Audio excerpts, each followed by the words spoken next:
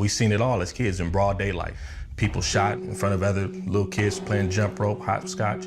Drive-by shooter can come by and just shoot everybody up, kids and everything. Tommie Scott grew up among gang violence, drugs, and poverty in the projects of South Central Los Angeles. His father was in and out of prison throughout his childhood, so Tommie found other men to look up to and joined a neighborhood gang. The drug dealers, the gang members, you know, they had the jewelry, they had the cars, they had, you know, the girls, they had everything, you know. And I said, you know, that looks like a way out. I'm part of something, I have something to defend, I can get respect, I can get love. It's like a little family. As Tommie grew up, his responsibilities in the gang grew with him. Whatever I can do for my neighborhood to show them that, hey, y'all, you know, I got your back, selling drugs for them, doing drive-bys for them. Everybody outside of our neighborhood hates us, so we're gonna hate them back. So I became an enforcer, shooting at anybody who came into our neighborhood that wasn't supposed to be there, jumping other people in, beating people up that wasn't supposed to be in our neighborhood, in my neighborhood. Gang violence claimed the lives of several of Tommie's friends and family. As my friends start dying off, being killed in different things, I became numb to death. I had no emotion.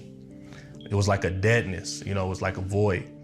I didn't care about nothing. I just had a total hatred for anybody outside of my race, anybody outside of my gang. That rage that I had, a lot of us had that rage. A lot of us, and we just flared each other's rage. We sit around, nothing to do, getting drunk and loaded, and then, hey, let's go rob somebody. We didn't think twice about it. Just like his father, Tommie spent years in jail and prison.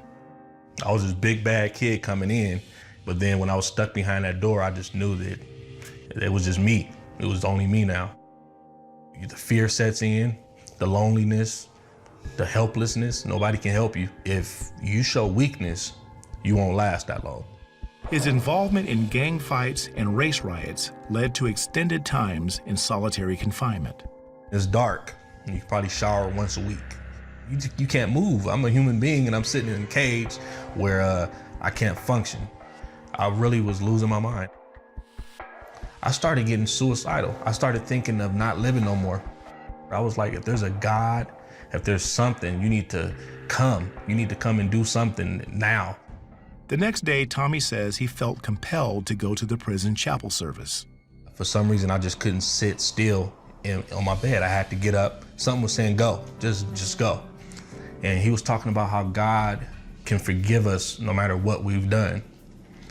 And I'm thinking like, he must don't know what I did, you know? He must don't know the lives I destroyed, you know, the families I've torn up.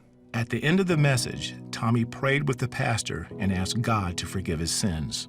It was like my heart was torn out and like another heart was put in, you know? It was joy, it was peace, it was forgiveness. I mean, I knew for a fact that I was saved. There was no questions at all. I knew that I was forgiven of everything I did at that moment. Spiritually, I knew I was clean. I never thought that I can feel the peace. I never thought I can feel the joy. I never thought that I can feel just a forgiveness from the inside.